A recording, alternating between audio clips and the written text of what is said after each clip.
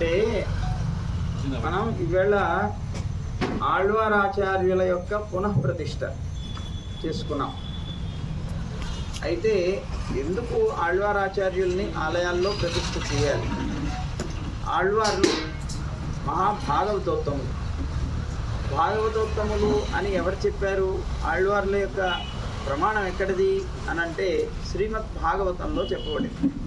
ఏకాదశ స్కందంలో నారాయణ పరాయణాః క్వచిత్ క్వచిన్ మహాభాగాః ద్రావిడేషు భూరిశః అని శ్రీమద్ భాగవతం ఏకాదశ స్కందం చెబుతాం. నారాయణ పరాయణులైనటువంటి మహానుభావులు అక్కడక్కడ కొంతమంది ఉన్న ద్రవిడ దేశంలో అధికంగా ఉంటారు అని చెప్పింది. ఆ ద్రవిడ దేశంలో అధికంగా ఉండేటువంటి వారు అంటూ కొన్ని నదుల్ని కూడా సూచన చేసింది. తామ్రపర్ణి, కృతమాల, పయస్వని అని. తామ్రపర్ణి నది, కృతమాల అంటే చిన్న ఉదాహరణలుగా ఇచ్చింది మహానుభావుల యొక్క సూచన. తామ్రపర్ణి అనగానే గుర్తొచ్చేది ఎవరు? నమ్మాళ్వారు. అంటే నమ్మాళ్వార్ల యొక్క అవతార స్థలం. అందువల్ల తామ్రపర్ణిని గుర్తు చేస్తూ మహానుభావులైనటువంటి భాగవతోత్తములని వారిని గుర్తు చేసింది. అలాగే కృతమాల దగ్గర అనే నది దగ్గర అవతరించిన వారు ఎవరు? కులశేఖర ఆళ్వార్ కేరళ కనుక వారిని ఒకటి గుర్తు చేసింది. అంటే సూచన చేస్తూ భాగవతోత్తములని చెబుతూ నారాయణ పరాయణులని చెబుతూ వారు ద్రవిడ దేశంలో అధికంగా అవతరిస్తారు అనేటువంటిది సూచన చేసింది మన భాగవతం. అయితే ఈ శ్రీమద్ భాగవతంలో చెప్పబడినట్లుగా మహానుభావులు భాగవతోత్తములుగా చెప్పబడినటువంటి వారిని ప్రధానంగా మన సంప్రదాయం అనుసరిస్తున్నది. అంటే ఆ ఆళ్వార్లు నారాయణ పరాయణులైనటువంటి వారు, వారిని అనుసరిస్తూ వస్తున్నటువంటి సంప్రదాయమే మనది. అలా అనుసరిస్తూ వచ్చిన వారెవరు అంటే భగవద్ రామానుజులు. వారికి నాదముల తర్వాత యామనముల తర్వాత భగవద్ రామానుజులు. ఇలాగా వరుసగా పరంపర అంతా కూడాను ఆ ఆళ్వార్ల యొక్క సంప్రదాయాన్ని, వారి యొక్క భక్తిని అనుసరిస్తూ ముందుకు వెళుతున్నాం మనం. అలా వెళుతూ ఉన్నప్పుడు మన సంప్రదాయంలో ఉన్నటువంటి ఒక నియమం ఏమిటి అంటే మనం అంతా కూడాను దాసులం కనుక మనకి పైన ఉండేటువంటి భగవద్ దాసులైనటువంటి భాగవతోత్తములు ఎవరైతే ఉంటారో వారు తీర్థం తీసుకున్న తర్వాత మనం తీసుకోవాలి అనేటువంటిది ఒక నియమం. అందుకని ఏం చేశారు, మన ఆళ్వార్లు ఆచార్యుల యొక్క ప్రతిష్ఠ తప్పనిసరిగా ఆలయాల్లో జరగాలి అని మన శ్రీ వైష్ణవ సంప్రదాయంలో విధానం. ఎందుకు?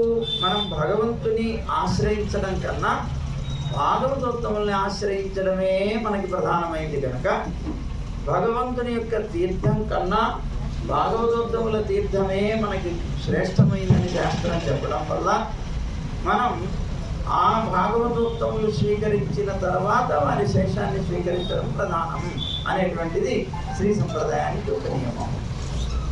అందుకని ఆళ్వార్లు ఆచార్యులు తప్పనిసరిగా ఆలయంలో ప్రతిష్ఠింపబడాలి. భగవంతుడికి ఆరాధన అయిన తర్వాత వారి తీర్థాన్ని గోష్ఠికి ప్రారంభంలో వారికి ఇవ్వాలి. వారికి ఇచ్చిన తర్వాత వారి యొక్క శేషాన్ని మనం తీసుకోవాలి. ఇది విధానం. అందుకని ఒకవేళ ఆళ్వారాచార్యులు ప్రతిష్ట లేనటువంటి ఆలయాన్ని ప్రాకృతిక ఆలయాలంటాం. అక్కడ భగవంతుడి యొక్క తీర్థమే, అందులో ఏమీ తక్కువ లేదు, అది చాలా ఉత్తమమైంది. కానీ దాన్ని భాగవతోత్తములు తీసుకున్న తర్వాత తీసుకోవాలి.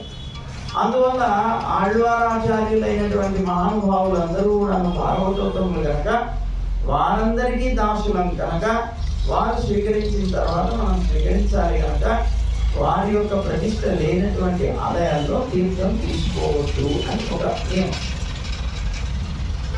అందుకని ఆళ్వారాచార్య ప్రతిష్ట కూడా మనం చేసుకుంటాం. అంతే కదా, భగవంతుడు ఒక్కడే కాదు, భగవంతుడి యొక్క భక్తులకి ప్రధానం కదా మన లోకంలో.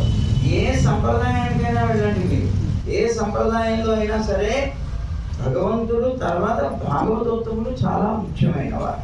వారిని అనుసరించే మనం పరమాత్మని పొందాలి తప్ప డైరెక్ట్గా మనం భగవంతుడిని పొందలేం. ఏ సంప్రదాయం చెప్పినా సరే అదే. అందువల్ల వారి ద్వారా వచ్చినటువంటి ప్రసాదమే మనకి ముఖ్యమైంది అని భావిస్తాం కనుక అదిగో ఆళ్వార్ ఆచార్యుల యొక్క ప్రతిష్టని మనం చేసుకున్నాం. ఆళ్వార్ ఆచార్యుల యొక్క ప్రతిష్ఠ చేసుకొని వారు ఎలా భగవంతుడిని అనుభవించారో, వారు ఏ విధంగా వారు అనుభవించినటువంటి ఆ అనుభవం అంతా కూడా వారిలో నుంచి పొంగి పొరలి అనేక రకమైనటువంటి పాసుర అంటే అక్షర రూపంగా బయటికి వచ్చిందో వాటన్నిటినీ కూడా మనం అనుసంధానం చేసుకుంటాం. వారిని నైవేద్యం చేసుకొని వారు భగవంతుడిని కీర్తించినటువంటి ఆ కీర్తనలు అంటే ఆ పాసురాలు, ఆ ప్రబంధాలు ఏవైతే ఉన్నాయో వాటన్నింటినీ కూడా నిత్యము కూడా అనుసంధానం చేసుకుంటూ మన జీవితాన్ని గడిపితే చాలు, నీకేం అక్కర్లేదు, వైష్ణవుడికి ఇదే ప్రధానమైంది అని మన పెద్దలు అనుగ్రహిస్తారు. అందువల్ల మనం ఈ ఆళ్వార్ ఆచార్యుల యొక్క ప్రతిష్ఠ చేసుకున్నాం. మన అందరం కూడా దాసులం కనుక తీర్థం తీసుకుని అవకాశాన్ని మనం ఇవాళ నుంచి పొంది ఉన్నాం. కనుక అందరూ కూడా ఒక భగవంతుని దర్శనం చేసుకొని వెళ్ళిపోతే మనకు పుణ్యం రాదు. భగవంతుని దర్శనం చేసిన తర్వాత తప్పనిసరిగా భాగవతోత్తములైనటువంటి ఆళ్వార్లని, భగవద్ రామానుజుల్ని, వారి జగద్గురువులు కనుక ఆ వారిని అలాగే మనవాళ్ళ మహాముని వీరందరినీ కూడా సేవించుకొని వెళ్ళాలి. మనకు కొన్ని దివ్య దేశాల్లో అయితే పెరుమాళ్ళ సన్నిధిలో గోష్ఠి జరగదు. తీర్థ గోష్ఠి పెరుమాళ్ళ సన్నిధిలో చేయరు.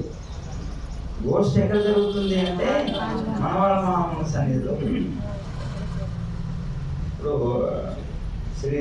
శ్రీరంగం కానీ లేకపోతే వానమామలయ్య కానీ అని అక్కడ జరుగుతుంది. ఇక్కడ జరుగుతుంది కానీ అక్కడ జరుగుతుంది. అలాగే తిరుమలలో కూడా చూడండి, పెరుమాళ్ళ యొక్క సన్నిధిలో గోష్ఠి అవగానే వెంటనే ఉదయవర్ల సన్నిధిలో గోష్ఠి అవుతుంది. అక్కడ తీర్థం తీసుకున్న తర్వాతనే మనం బయటికి వెళ్తాం. అలా ఆ విధంగా మనకి ఇది చాలా ముఖ్యమైనది, సంప్రదాయానికి చాలా ప్రధానమైనది. ఇప్పుడు భగవద్ రామానుజులు ఎవరు? జగద్గురువులు. జగద్గురువులు వారెందుకు అయ్యారండి? లోకంలో ఇంకా చాలా మంది